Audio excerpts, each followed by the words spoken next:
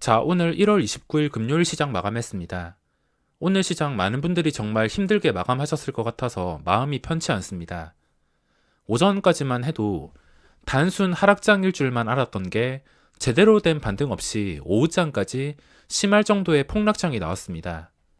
또 동시호가의 외국인이 9천억대에서 5천억이나 매도가 나와서 1조 4천억 지매도가 잡히면서 마무리했습니다. 그 때문에 삼성전자도 동시호가 때 많이 빠졌으며 다른 코스피 종목도 마찬가지입니다.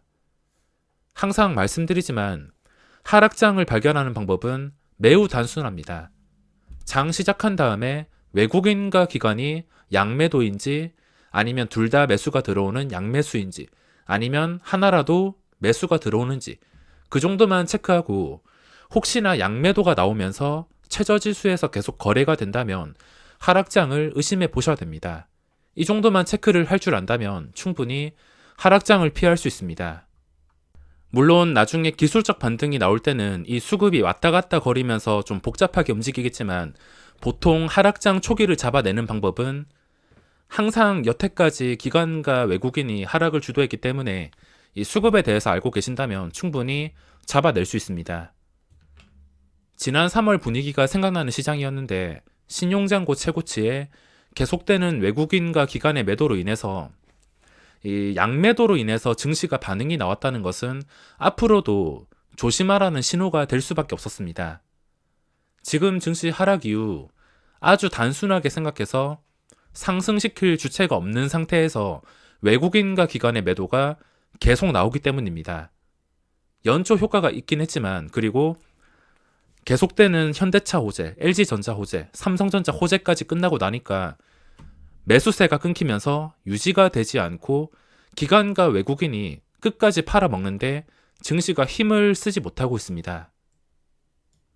제가 주식을 8년간 하면서 이것저것 하락장, 폭락장 많이 경험해봤지만 항상 폭락장 출발은 외국인과 기관의 양매도로 출발하기 때문에 얘들의 매도가 나오는데 증시가 오른다면 상관없지만 얘들의 매도가 나오는데 증시가 하락한다면 그때부터는 무조건 경계를 할 수밖에 없습니다. 앞으로도 이 수급에 달렸다고 보시면 되는데 당장 월요일이라도 아무 일 없었다는 듯이 외국인과 기관의 강력한 순매수가 들어온다면 당연히 하루 만에 3% 수직으로 반등하는 것이며 사는 척 했다가 결국에 매도가 나오거나 매도가 끝까지 이어지게 된다면 반등의 힘을 실기가 어려울 수가 있습니다. 이렇게 떨어지다가 기술적 반등도 생각해 볼 수 있지만 수급의 영향으로 많이 움직임이 달라질 수 있기 때문에 단기 매매 하시는 분들은 수급만 따라가도 충분히 대응할 수가 있을 것입니다. 어제는 제가 미국 증시 막 출발하는 거 보고 잠들었는데 보시다시피 초반에는 좀 분위기가 좋았는데 마지막에 좀 많이 떨어지면서 마감했습니다. 이게 유지를 해줘도 부족할 판에 캔들만 봤을 때는 상승에 실패한 채 마감을 했습니다.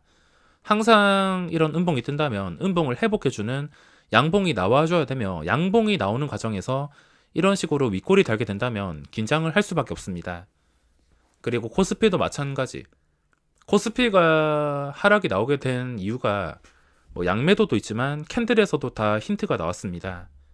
캔들 보시면 여기서 3000포인트 지켜주면서 다시 반등이 나왔다는 건 당연히 그 다음 고점을 다시 갱신하겠다는 뜻인데 고점을 시원하게 뚫어주기는커녕 여기서 양봉을 잡아먹는 하락이 나왔습니다. 이때부터 경계하기 시작했으며 저 같은 경우에도 이때 레버리지를 들어갔지만 그 다음 날에 음봉 상태 이날에 레버리지를 바로 매도하게 되었습니다. 원래 가야 될 자리가 있는데 그 자리에서 가지 못하고 이상한 캔들이 뜬다. 그거는 상승에 실패했다는 뜻이기 때문에 하락이 나올 가능성이 굉장히 높습니다.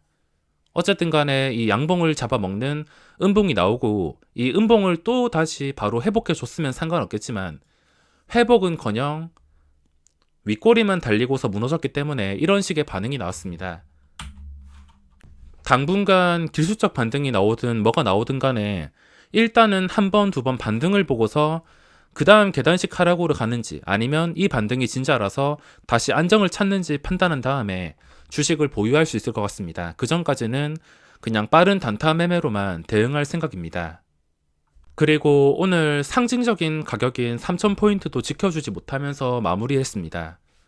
이거를 일반 종목이라 봤을 때 그냥 저 혼자 머릿속으로 생각해 보겠습니다. 어떤 종목이 만원짜리라면 여기서 12,000원까지 올라갔다가 다시 만원까지 밀렸다가 그 만원을 지지해 줬는데 지지해 주니까 다시 11,500원까지 올랐다가 다시 만원까지 떨어졌습니다. 호가 단위가 변하는 구간에서 계속 올라가지 못하고 떨어진다는 것은 악재가 될 수 있기 때문에 다시 이 만원에서 멀리 벗어날 때까지는 매매가 힘들 것 같습니다.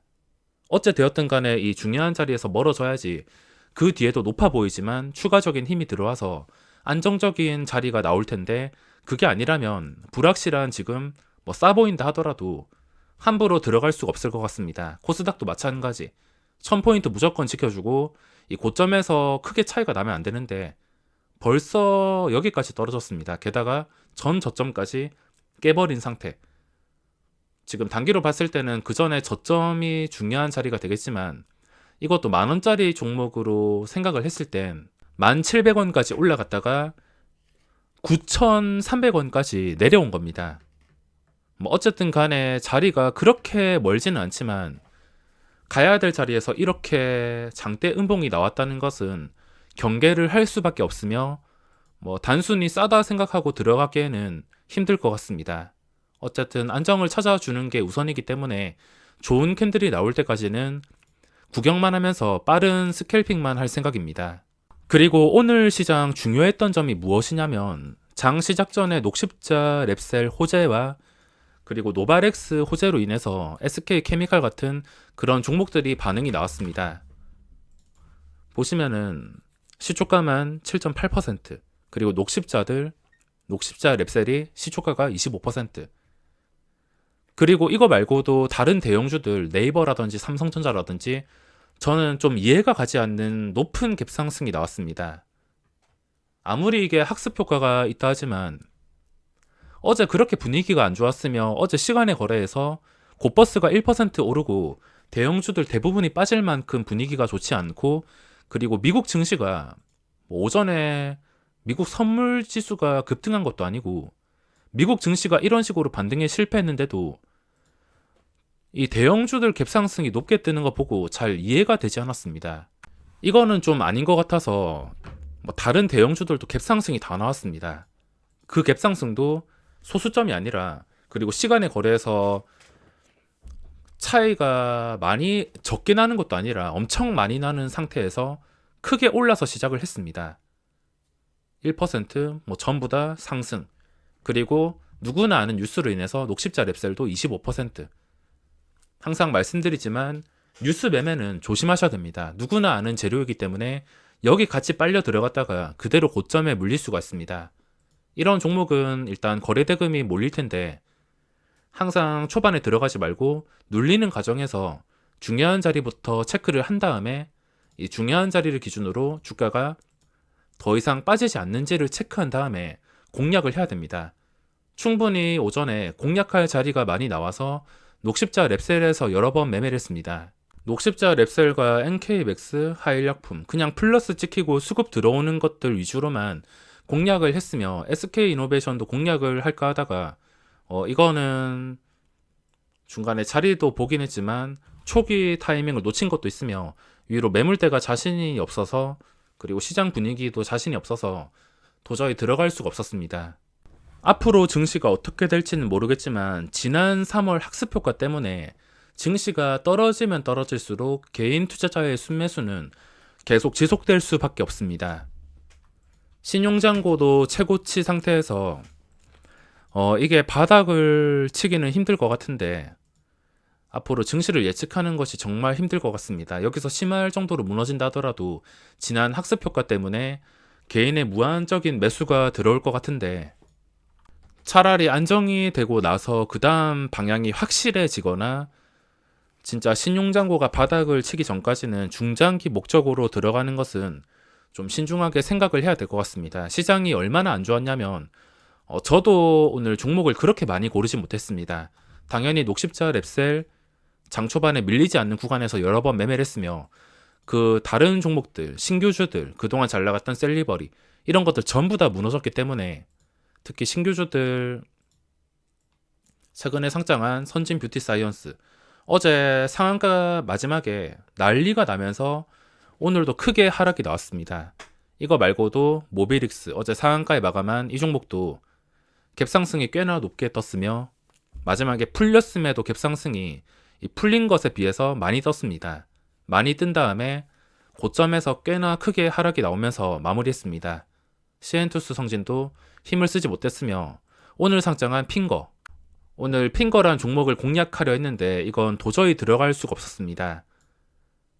요즘에 두 배 뻥튀기를 대놓고 시키는데 항상 8시 40분 보면은 2천만 주 쌓여서 시작합니다. 그 2천만 주가 아마 제 생각에는 기간 같은데 그게 왜 기간이냐면 가격에 상관없이 시가총액에 상관없이 무조건 2천만 주를 쌓기 때문입니다. 만약에 그 규모에 따라서 달라진다면 항상 두 배 뻥튀기 되는 종목들이 2천만 주가 아니라 물량이 다 달라야 되는데 항상 2천만 주 고정입니다. 2천만 주 시작해서 마지막에 3천만 주, 4천만 주 쌓이면서 시작을 하는데 웃긴 게 만원짜리 종목도 2천만 주 그리고 빅히트 같은 종목도 30만원짜리가 2천만 주 무조건 2천만 주를 맞춥니다. 이것도 역시나 맞춰서 두 배 뻥튀기 시켰는데 뭐 요즘 분위기로 두 배 뻥튀기 되는 것까지는 어쩔 수 없다 치지만 그 뒤가 정말 중요합니다. 무조건 VI가 걸리면서 그 다음 체결이 정말 중요한데 그 다음 체결이 10% 15%가 아니라 저 위라면 보시다시피 28%에서 시작했습니다. 들어가서 이거 상한가 간다 하더라도 불안하고 먹을 자리가 줄어들 수밖에 없습니다. 어제 모비릭스 같은 경우에는 보시다시피 14% 시작을 했으며 첫날 상한가, 그 다음날도 상한가까지 갔던 선진 뷰티 사이언스도 처음에 VI가 풀렸을 때 15% 정도에 시작했습니다. 하지만 이거는 말도 안 되게 28%. 요즘에 두 배 뻥튀기 되어도 먹을 자리가 생긴다 하지만 이 정도까지는 저는 무리해서 매매를 하고 싶지 않습니다. 기대를 했었지만 너무 뻥튀기가 심해서 오늘 매매를 포기했으며 오늘 시장은 따지고 보면은 지난 폭락장보다 조금 더 까다로웠습니다. 지난 3월에는 뭐 마스크 관련주라든지 소독제 그리고 키트주, 시젠 같은 종목들 폭락장이라 하더라도 그런 종목들이 많이 움직여서 매매하기가 수월했습니다. 하지만 오늘 같은 시장에서는 그냥 거의 대부분의 종목들이 폭락이 나왔기 때문에 매매하기가 까다로워서 오전에만 매매하고 오후장엔 거의 매매가 없었습니다. 다음 주 증시 뭐 어떻게 될지 아무도 모르며 예측하는 것은 의미가 없습니다. 어째 되었든 간에 미국 증시가 상승한다 하더라도 외국인 기관이 작정하고 팔면은 답이 없을 것이며 오직 외국인과 기관의 수급에 달렸습니다. 원하는 그림은 양매수가 바로 들어오면서 수직으로 3, 4% 반등이 나왔으면 하는데 과연 어디로 방향을 잡아줄지는 알 수 없습니다. 지금 해야 될 것은 확실하게 오르는 것에서만 상위 종목에서만 스캘핑 또는 증시가 좋은 캔들로 안정을 찾을 때까지는 구경만 하는 겁니다. 하락장에서 돈을 지키면 다시 안정을 찾은 구간에서 수익 낼 수 있는 기회는 찾아오기 때문에 천천히 풀어 나가시기 바랍니다. 자, 그럼 오늘 영상은 여기서 마무리하겠습니다.